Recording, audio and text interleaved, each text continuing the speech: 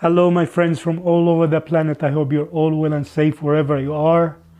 And here comes my new video I just created to you.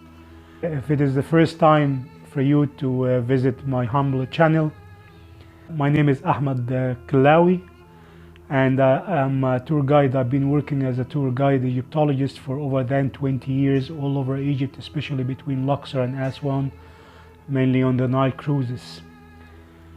I will try to reflect my humble knowledge to you, and the different videos I will record to you, the one after the other. In this video I'll be talking about what we call the creation myth, the beginning of universe for the ancient Egyptians. The ancient Egyptians were that great in observing what's around them from nature. Their own philosophy and their own thoughts about the beginning of everything was the main issue. That's why they had them in their own mythology, and that was the main thing in their own mythology. Who created everything around them? Who created the Nile? Who created these creatures around them? Along the ancient Egyptian history, from 3000 BC, maybe before, all their beliefs and thoughts were about all these creators.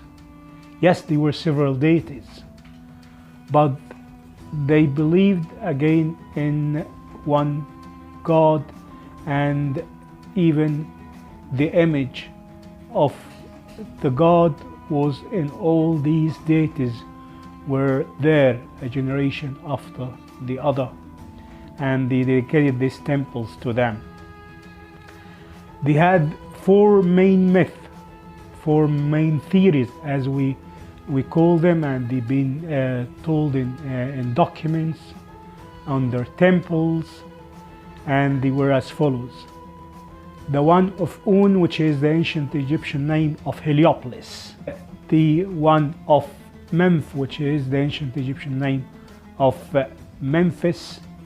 The one with Shemen, which is the ancient Egyptian name of Hermopolis, and the one of Thebes, and that's the Greek name of Luxor, which was Waset in the ancient Egyptian language.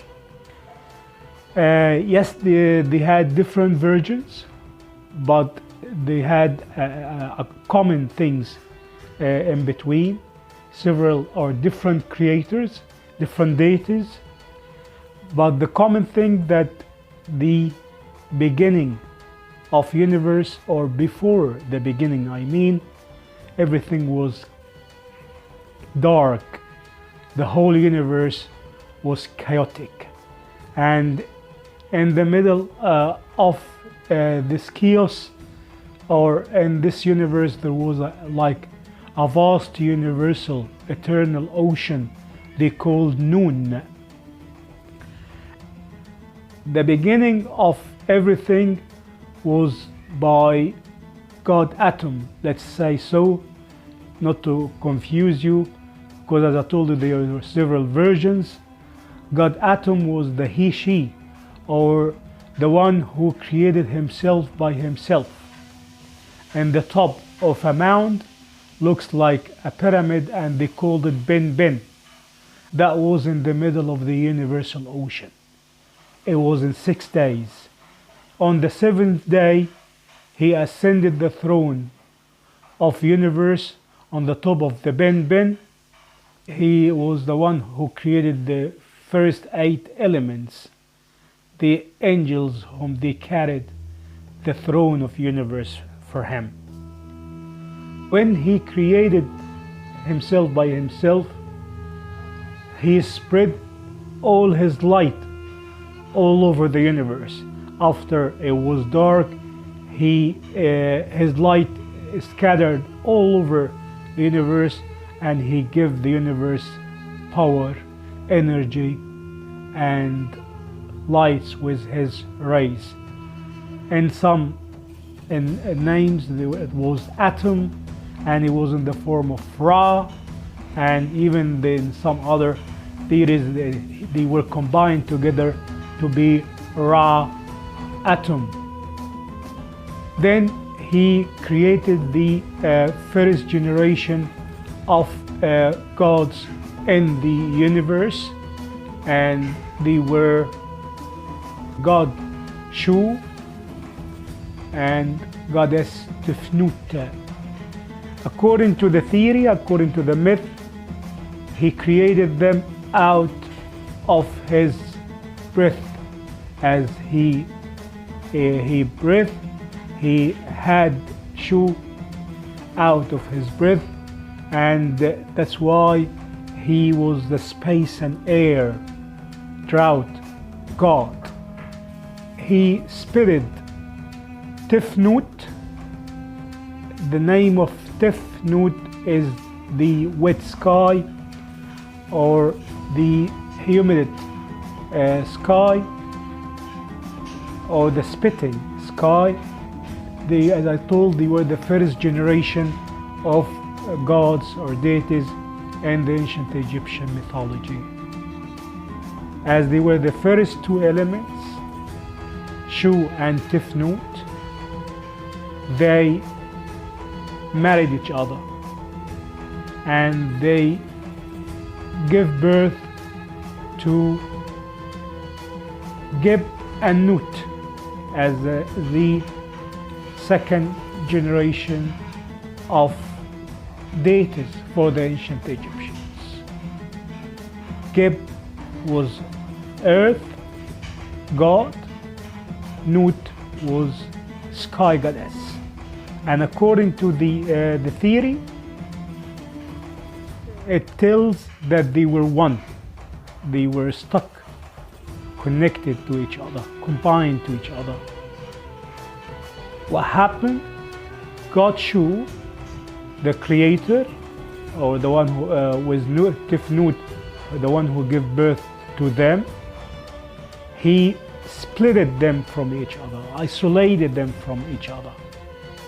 That's why he appears, or he is depicted on the temples and tombs, especially in the tombs of Valley of the Kings and some papyrus sheets all over the museums of the world, that he is holding the sky, not to make it falling down on earth, holding goddess Nut, the one she is having the stars all over her body. She gave birth to the sun god Ra, one of the manifestations of Atum, and the sun travels in her body. She swallows the sun, representing sunset, delivering the sun, representing sunrise. And God Geb is the one who is like sitting on his feet facing goddess Nut. Nut and Geb married each other. They gave birth to another generation of gods.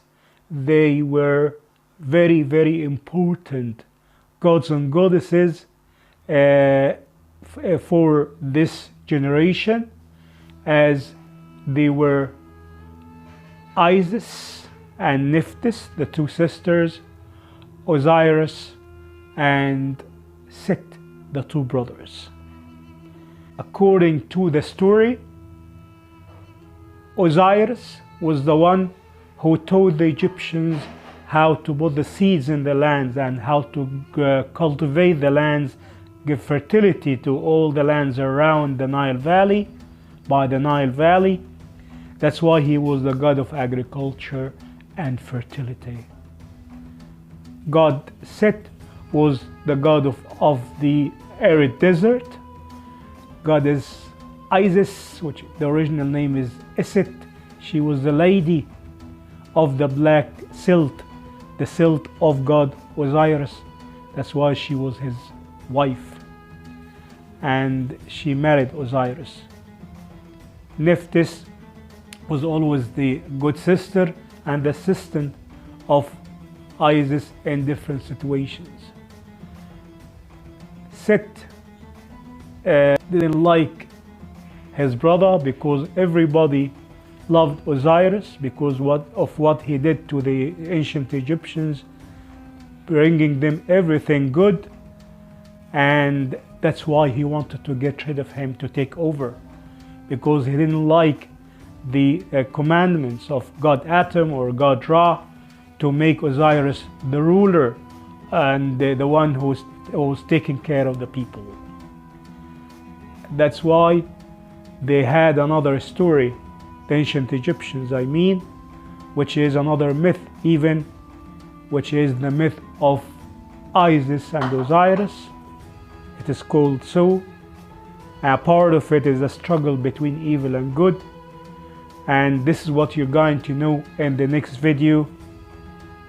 Set, the bad boy, what he did to his brother and what Isis did to her husband.